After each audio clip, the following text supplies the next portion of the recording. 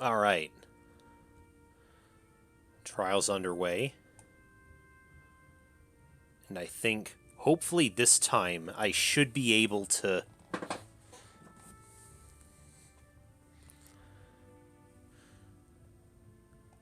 I should have what I need to get through the trial now. The trial of Severin Coquerillo is underway. He stands accused of the murder of the man known as the Crow Monsieur in cold blood. Madame Beaumont, please explain the details of what happened. Very well. Last night, at the stroke of midnight, 2 gunshots were heard on the Rue des Marmosettes. Pierrot alerted us, and we managed to arrive before the police did. On the scene, I saw the man known as the Croque Monsieur, a good friend of ours, lying in a pool of his own blood. Standing over the body, I saw the murderer, Severin Coquerillo, still clutching the murder weapon. I might understand that you did not witness the crime firsthand, madam, that you only saw the aftermath. Yes, but one of us did happen to see the incident itself. Oh. Man, Beaumont, I found this here pigeon running around our tunnels. Miss Parison? I am no pigeon, monsieur. He's a spy in any case. What say I execute him right now? It's alright, he's with me. With you? He's my assistant. He carries my bags and stuff. Falcon, I trust you do not have any other assistants lurking around the corner? No, madam. Then take your lackey out of my sight. Psst, Falcon! What is it? I saw someone lurking in the catacombs. I think he was watching us from the shadows. Another rebel? I don't know. But he got spooked when he saw me. He dropped this. What's this? A political pamphlet.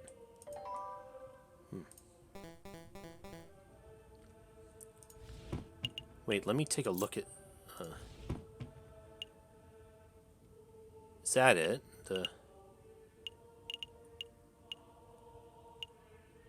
Okay, it looks almost just like the one we got. Then the sign, like this, it looks just like the signed one that we got. Okay. Well, I best be getting back to the patrols then.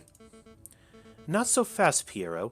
You witnessed the crime firsthand, did you not? I did, ma'am. Then you can be our first witness. Go stand in the corner. Okie dokie. Do I need to say an oath or something? Well, that won't be necessary. We trust you. Just tell us what you saw last night, Pierrot. Okie dokie. Saw it as plain as day. The Croque Monsieur was just minding his own business on the Rue des Marmosettes, when all of a sudden this here brute of a rooster appeared with his gun in hand. Bam! The rooster fired. The croc slumped to the floor. Using the last of his strength, the Croque Monsieur drew his own gun. Bam! The croc fired back. So to clarify, Cocorico shot first. Yes, ma'am. No question there. What happened next? Well, I know you guys, Fontaine, Remus, and you, ma'am, were only a stone's throw away at the cathedral, so I ran to get your help. We all arrived back on the scene maybe a minute after I left it. And there I saw the dead Croque Monsieur and the murderous Severin Cocorico with my own eyes. Thank you for your report, Pierrot. Something, ma'am. You see, Falcon, Pierre was not the sharpest knife in the kitchen. True that. But he is honest to a fault. I would trust his word with my own life. I don't doubt the man's honesty, ma'am. Nonetheless, I would like to cross-examine the witness. Cross-examine? What does that mean? I don't claim to be an expert of the law. That was always my brother's role in the family. But I think a cross-examination means that Falcon would like to waste our time by asking pointless questions. Actually, it means I would like to make sure that Pierrot's story holds up under scrutiny. Yes, I'll be asking questions, but only questions that directly relate to the case at hand. Clearly a pointless stalling tactic, madam. Shall we put an end to the trial? No. We will let the bird have his little cross-examination. But I'm warning you, Falcon, don't mess with me. Don't mess with you? If I get the slightest inkling that you're rambling to stall for time, I will end this trial on the spot. Do I make myself clear? Start questioning Kokoriko's shoe size or the color of the Krogmanseer's underwear, and I will lose my patience. Yeah, I get it. Alright. Okay, saw it plain as day.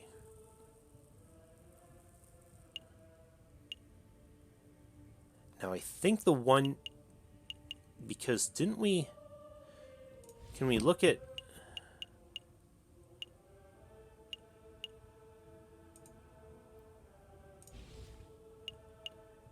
Because you claim you saw the incident as plain as day. Yep, plain as day. Yeah, the crime occurred at night, though. Piero, I would like to remind you this crime occurred around midnight. In February, on an overcast, moonless night, in an unlit alley. What's your point? Duh, it would have been too dark to see.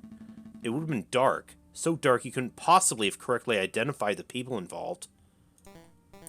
Hey, I swear, I saw what I saw! Hold on, Falcon, you slipped up. You say the alley was unlit, but I distinctly recall there being lanterns over Rue de Marmosets. Oh, that's right, that's right. We live in La Ville Luminaire. There's a gas lamp on every street. You're right, Madame Beaumont. There are street lanterns over Rue de Marmosets, but they wouldn't have been any good.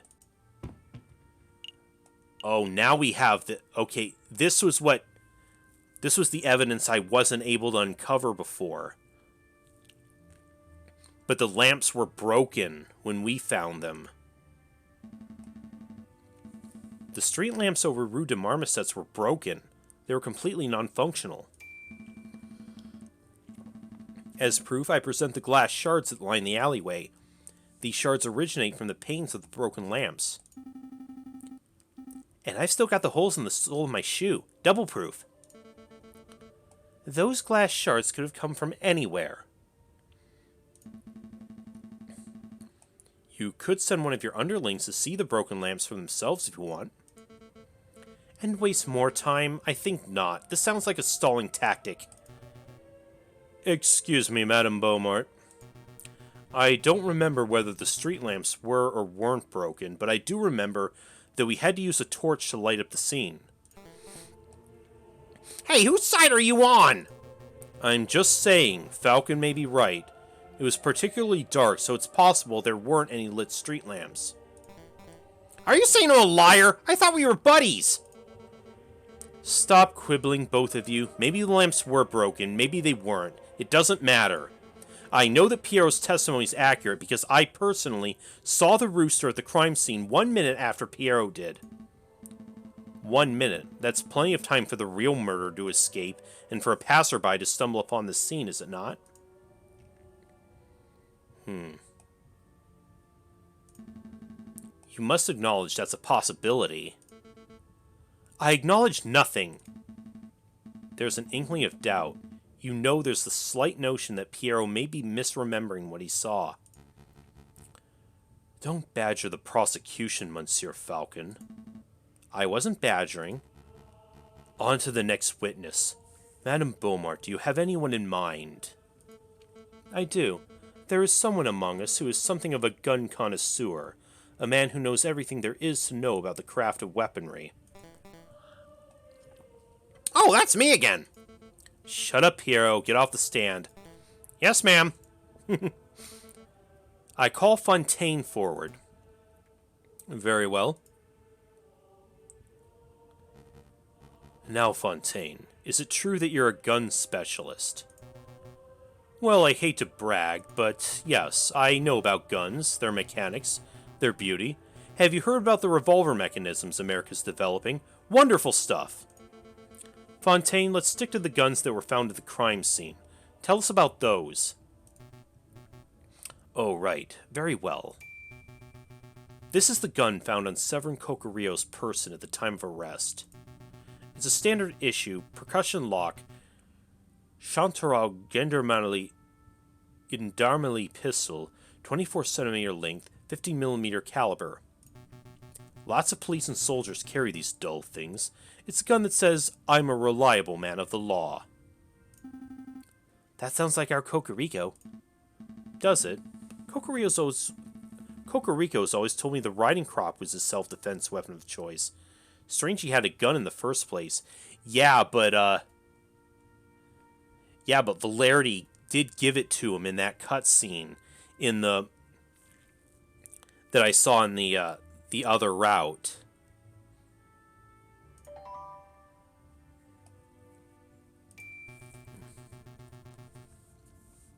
And this is the gun found in the Krogman Sears corpse, clutched tightly in his hands.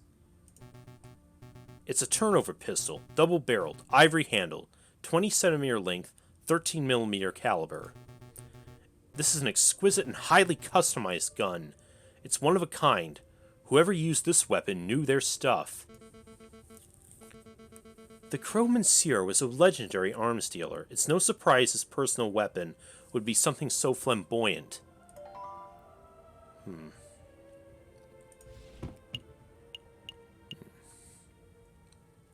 Standard police pistol. Double-barreled turnover pistol.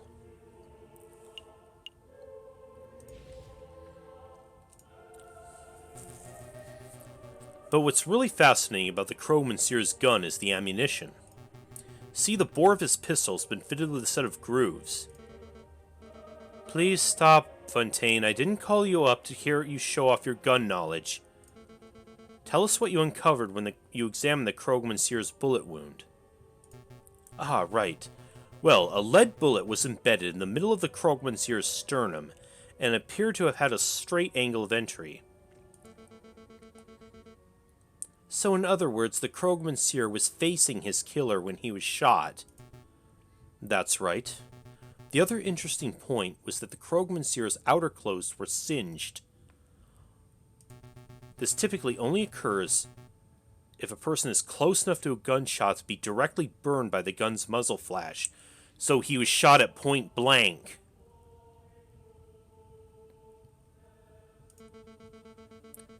And how close does a person have to be burned by a muzzle flash? Less than 3 meters, I would say. 5 at the very most. Then there's no chance there was a rogue sniper on the rooftops. The Krogman Sears killer was standing in Rue de Marmosets themselves. As is plainly evident, only one person was found in Rue de Marmosets at the time of the incident. Prosecutor Cocorico. Well said, madam. I think you just unequivocally proved this bird's guilt. Not so fast. I'd like to cross-examine the witness. I don't think so. You're overstepping your bounds, Bird. Let the lawyer try, Remus.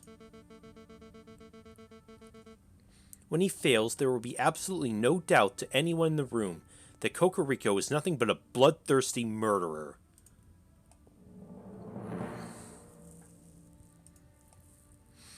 An issue. Indicate a close-range gunshot.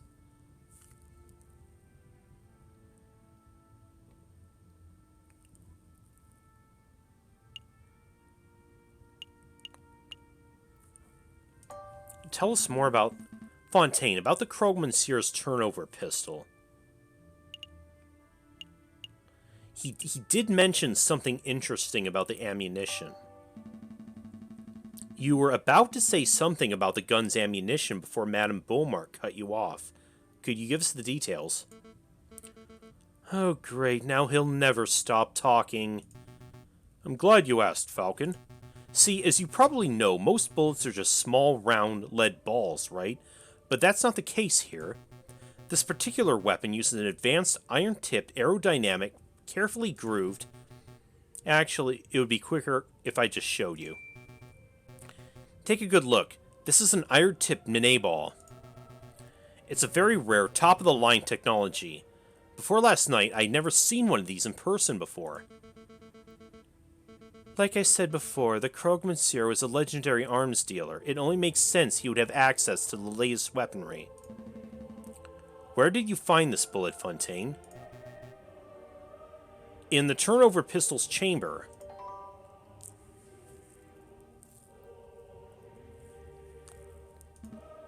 Hold on, I'm confused. I thought the Krogman fired his gun, so how is it possible that his gun was still loaded with a bullet? A turnover pistol is double-barreled. This means it can hold 2 bullets at once, ready to be fired in quick succession. Oh, I see. The Krogman fired 1 bullet, but died before he could fire the second. I trust you have no more questions about this matter, Falcon. We've wasted enough time already. Where's the other bullet? Not yet. Where's the other bullet? What other bullet? The fired Nene ball. There were 2 shots that night, remember? One from the assailant and one from the crocodile. I scoured the scene for a couple of minutes, but I couldn't find it. It's a pity. Would have been great to have 2 of these magnificent bullets.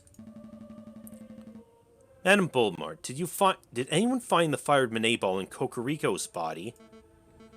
In his body? You're asking if Kokoriko was wounded by the bullet? No, that much is plain to see. So again I must ask, where is the fired Nene ball? Well, I don't have any clue. What are you trying to get at, Falcon? Isn't it obvious? If the bullet wasn't embedded in the alleyway wall, and it wasn't embedded in Kokoriko, that means...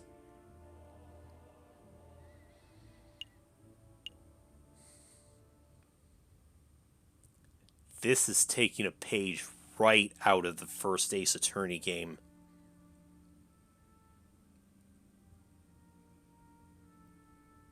It hit the killer. The actual killer.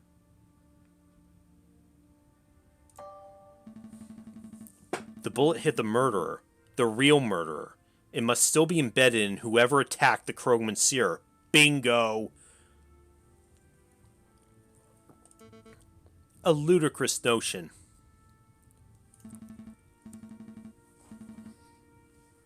It makes perfect sense. The double-barreled turnover gun, the missing bullet. Fine, I'll humor you. Let's say the bullet did indeed hit the real perpetrator. What of it? Well, it's only been a few hours since the shooting. Presumably, the person will still have the bullet lodged in them. Find the person with the unique iron Nene ball embedded in them, and you'll find the real murderer. That's reasonable, but we don't have time nor resources to search every citizen of Paris to uncover an injured gunman. You don't have to search everyone in Paris. I believe the murderer to be someone in this very room.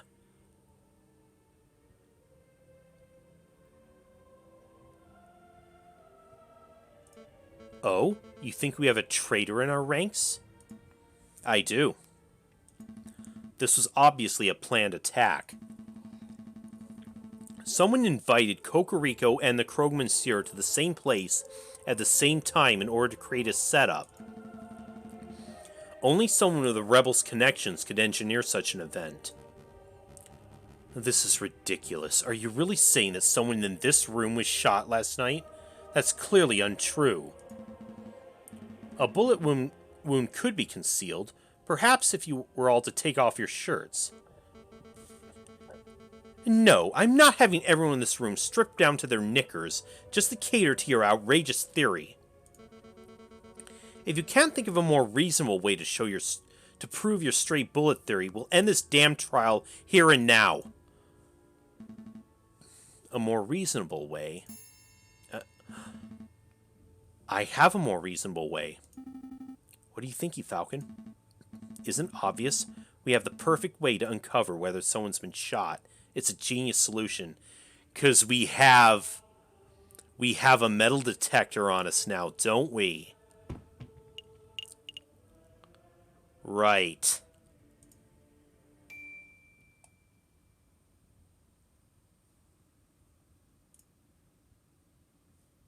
Hmm? Are you serious, Falcon? You're relying on the invention of a lunatic? I've never been more serious. Madame Beaumont, Friar Ramus, members of the court, this device is called an Explorer Extractor.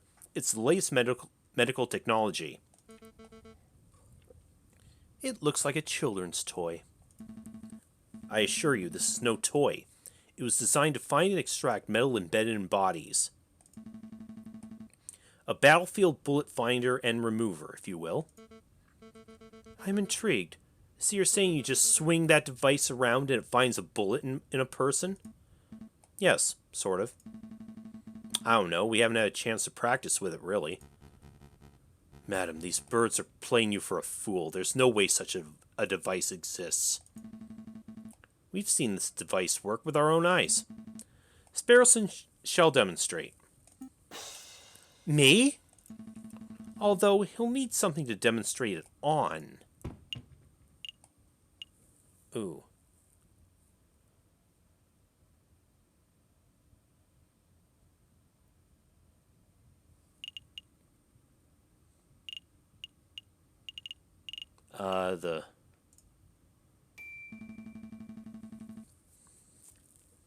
Here we have an iron-tipped Minet ball, as presented by Fontaine moments ago.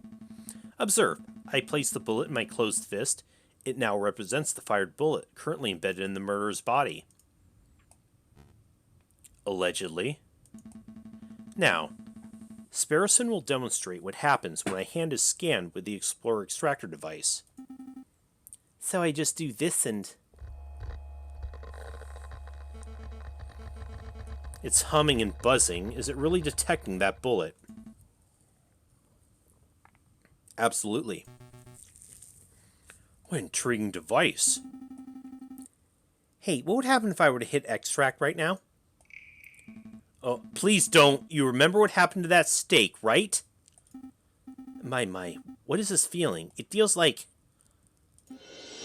Power! Oh no, Sparrowson. He's gone mad with power. Don't let it get to your head. Okay, I'm convinced. Falcon, Sparrowson, you may perform a cursory scan of each of us with that device of yours. You must stop humoring these morons, madam. What good is this doing us? Remus, they may be morons, but this test will grant us certainty of this rooster's fate. I can afford that time. Hey, Falcon, what'll happen if the murderer is someone not present in this room? It most likely isn't. What? I'm stalling. Falcon? Get a move on, you two. I really must express my displeasure that you're going along with this farce, Madame Beaumont. Let us end this trial right here and now. You can get the justice you so crave. Don't worry, Remus. My patience for this bird brain is wearing thin, too. When this asinine scheme of his fails, he will face the consequences. Lackey Bird, scan the rooster first. He is the prime suspect, after all. Okay.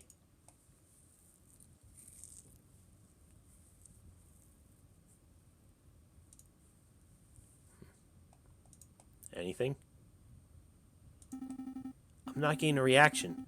That means there's probably no bullet lodged in Cocorico. So... he's innocent for sure.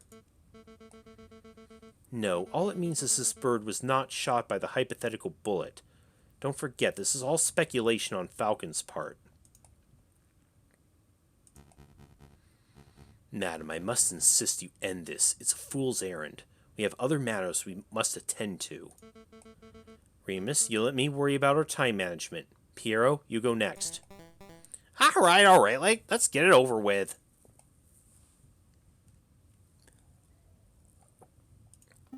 No reaction. That means Piero wasn't shot either. No surprises there, right, guys?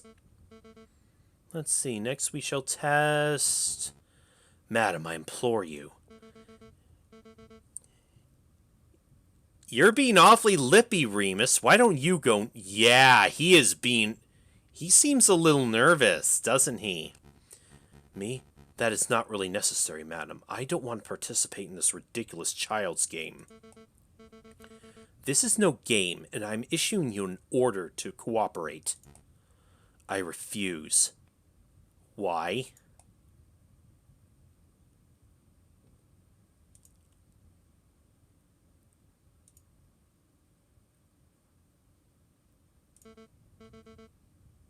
Piero, please restrain Remus.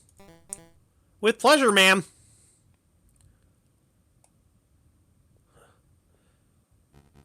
What are you doing? Keep your filthy talons off me. I will not be manhandled by... Ow, stop that. You're making a mistake. Madam, think a little harder. I have an alibi. I was with you the whole evening. Sparrowson, do the test.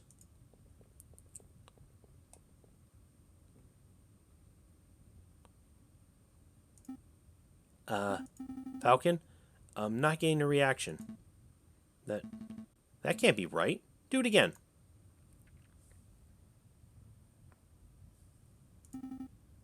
There's nothing.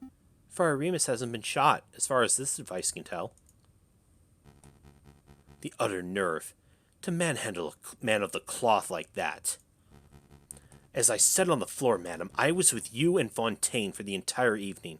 I cannot possibly be in two places at once. It's true. You were sitting in my line of sight exactly when the murder was supposed to have taken place. As was I. Right. Fontaine was sitting with us too, so that rules him out. And I know that I didn't perform the murder, obviously. Which means every suspect has been accounted for. Go sit down, lackey. Your job is done.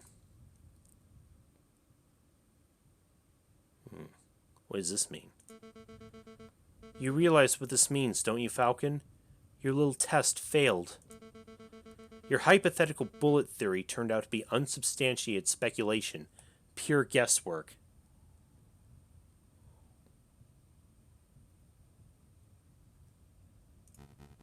Shall we end the trial, madam? Wait, there must be someone we're not accounting for. Silvius? I just know it. There's someone else who could have been the shooter. Okay, here we go.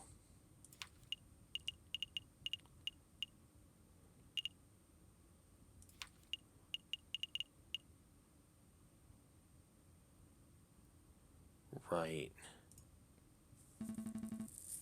Friar Remus, how's your brother, the man named Romulus? My brother? He was forced to flee the country by our oppressive government. You and I know that isn't true. Your brother's still in France. In fact, I think he's lurking in these very catacombs right now. An absurd notion. Your theories are getting more and more outlandish, Falcon. Where's your evidence? Oh, I know. I can answer this one. This. I found this in the catacomb tunnel. An introductory guide to the cult of reason. Thank you, Sparrowson. Now, Friar Remus, does this pamphlet look familiar to you? No, I've never seen it before in my life. Are you sure? Are you sure it doesn't belong to your brother, Romulus? No, there are many cultists in Paris. Maybe it belongs to one of them. Falcon, I'll take your word that your lackey found this pamphlet in the catacombs. But Remus is right. You have no evidence the man known as Romulus is the one who dropped it. This pamphlet could have been dropped by anyone. It could have been dragging on the sole of Piero's shoe for all I know. Wouldn't be the first time. Actually, ma'am, I know for a fact the pamphlet belonged to Romulus, and I can prove it. Right. A little while ago, while visiting the Louvre, I saw a man who looked very much like Romulus handing out pamphlets. As you can see, the pamphlet from the Louvre is identical to the pamphlet from the catacombs, except for one important detail. Romulus signed the Louvre pamphlet himself. No way, my brother wouldn't do something so foolish. Do you see, right here on the cover page? That's Romulus' signature. I admire your tenacity, Falcon, but something is blatantly wrong with your evidence. We know the brother of Friar Remus is named Romulus, but this Louvre pamphlet of yours is signed Silvius. Clearly an alias. Romulus is on the run from the police, so he must have changed his identity. That's a plausible theory, but it's unsubstantiated. How do we know this pamphlet was signed by Remus's brother? Ooh.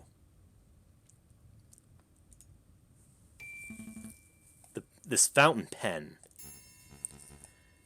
Hey, where'd you get that? Is it my brother's or mine? Wow, Remus, your mouth is almost as big as Romulus's. Anyway, I believe it's yours. Sparrowson happened to find this pen in your ropes just a few days ago. You mean he stole it? Let's not argue over semantics. What's important, and what you just admitted, is that you and your brother both own pens just like this one. See, these pens are unique in that they contain green ink, a very unusual choice of ink color. A very evil choice, too. Oh yes, but more importantly, it's the same ink that was used on the signed pamphlet. Since there are only two pens, there are only two possibilities. Either Friar Remus has been signing off on an atheist cultist propaganda. I would never do such a thing. Or his brother's been using his identical pen to sign cultist propaganda, the same type those found in these catacombs. Impossible. My clumsy oaf of a brother lost his pen a week ago. Oh? So then the only explanation is that you lent him your own. No, you see, it doesn't matter how you cut it, Friar. One way or another, you and your brother are tied to the cultist pamphlet. Admit it. Confess! Falcon, enough. You've made your point. You're asserting that the Friar's pen ties him to the cultist pamphlet. I get it. This is all tenuous, wouldn't you say, madam? No question. Falcon has suggested a theory that hinges on yet another theory. It's not hard proof by any measure. He may very well be wrong, but at least he's logical. His theory is self-consistent. What are you saying, madam? Falcon, where did you say you found this leaflet? The unsigned one, that is. Oh, down the catacombs tunnel, through the fork on the left-hand side. Fontaine, Piero, go see if you can find anyone dawdling where they shouldn't be. Yes, madam. Yes, ma'am!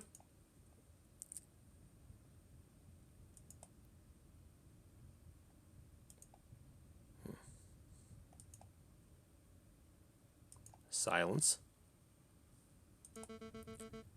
In a moment, one of two things will happen. Either Piero and Fontaine will return empty-handed, in which case I'll have no choice but to execute Coquerio. And then I would have to execute you, Falcon, and you, Sparrowson. Us? Not because of what you've seen tonight, although that's admittingly a problem, but because your lies would be treasonous to our new republic. I didn't sign up for this. Or Piero and Fontaine will return with a prisoner in tow, in which case we'd be free to cut Coquerio down and skedaddle? Surely not, madam. You're not going to let these three just walk free after everything that's happened here. Remember what this rooster did to your father. Hold your tongue, Friar. If it turns out you've been deceiving me all this time... Man, Beaumont, look who we found! Oh. Ow, stop shoving me. I can walk myself. Oh, they found him. Uh-oh. Uh-oh. Well, well, we really do have a ghost in the catacombs. Introduce yourself, wolf. Very well, mademoiselle. My name... Madam? Right, madam. Whatever. My name is Silvius. Do I mean Romulus? That alias isn't fooling anyone, Your Honor. All right. I am Romulus, twin brother of Remus, and loyal servant to the rebel cause. That's the whole truth. He's telling the truth, madam.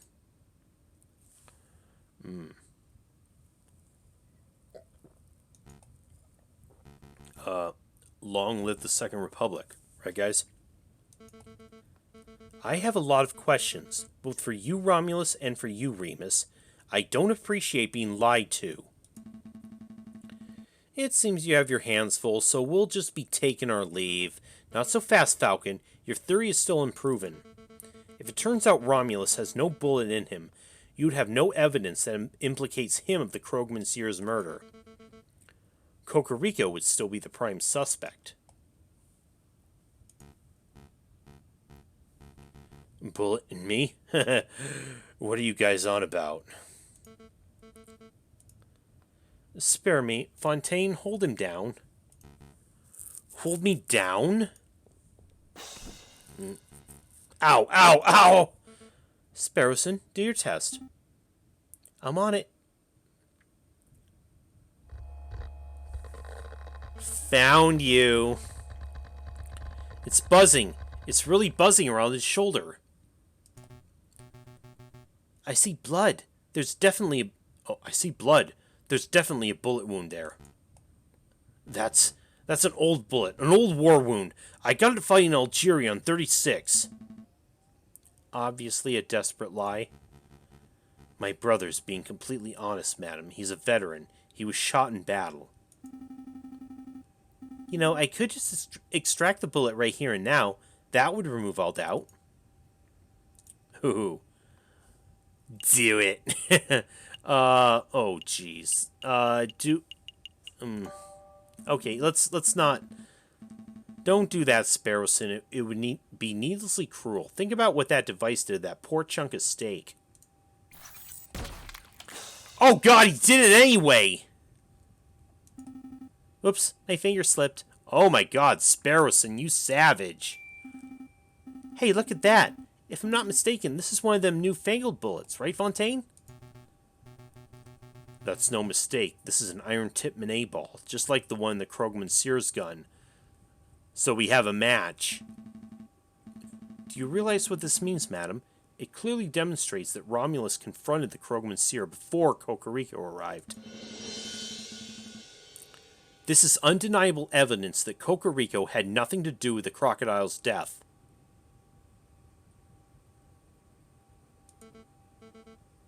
You're right. I made a mistake. I haven't forgotten what the rooster did to my father, but this bird clearly had no part in the killing of the Krogman Seer. Therefore, I can't honestly call him an enemy of the Second Republic. Your friend is free to go. Fontaine, cut the rooster down. Right away, madam. Thank you, madam. For what? For giving us an opportunity to show you what justice looks like. Before you asked what the difference is between revenge and justice, and I replied due process, well,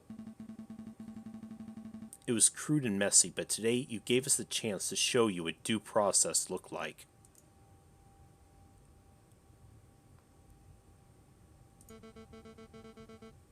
Pierrot and Fontaine will help carry your friend to the tunnel entrance. Run it, madam. Will you be okay by yourself with the two wolves? These toothless old dogs, I think I'll manage. Of course.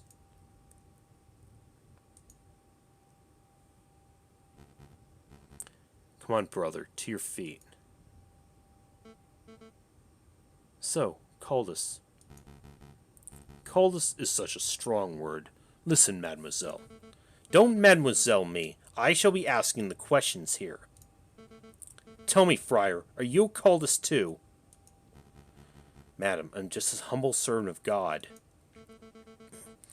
I never realized how poisonous your words are. You've been spewing lies since the very start, haven't you?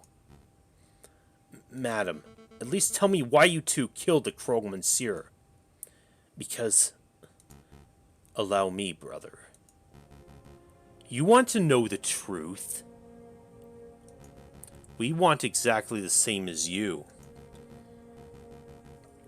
We want a world without class, a world without false rulers and gods, a world where only the reason of man reigns, a world of true equality and fairness. That is what you strive for, no? But you can't achieve such a goal without violence. Your methods are too passive, too naive. We set up a situation where you'd be forced into action. Make the government look like murderers to the rebels, and make the rebels look like murderers to the government. Then you'd be forced to take up arms. Another lie. But that was the truth. You claimed you wanted equality, but you just want a world where you stand above everyone else. A world where carnivores reign. You're a rabid animal at heart. You got me. But can you honestly say you never wanted power for yourself? You're a carnivore too. Don't deny it.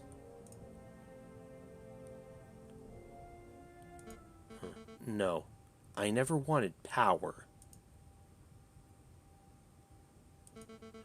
All I ever wanted was a world where no child has to grow up without a father.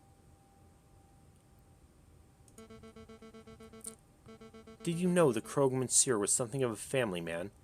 He once confided in me that he had five children and a late wife. I had no idea.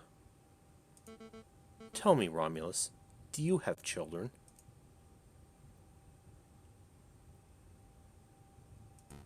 Me? No. Mademoiselle, Whoa!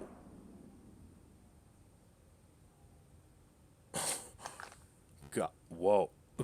Brother! As for you, Friar, get out of here. You aren't going to kill me? I ought to. You're the worst kind of person. A man who will cling to any ideology to claw his way higher. But know that you weren't the one to pull the trigger on the Krogman Seer. Maybe there's a slither of goodness left in you. I... Go.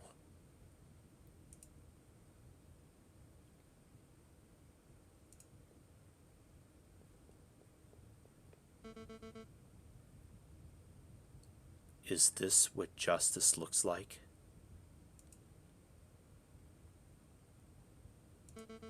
So uncaring.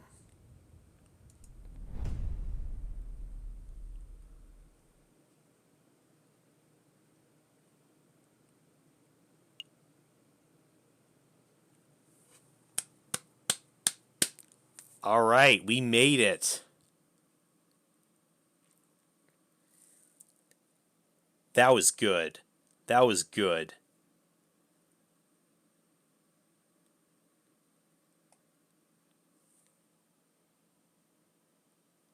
And I think that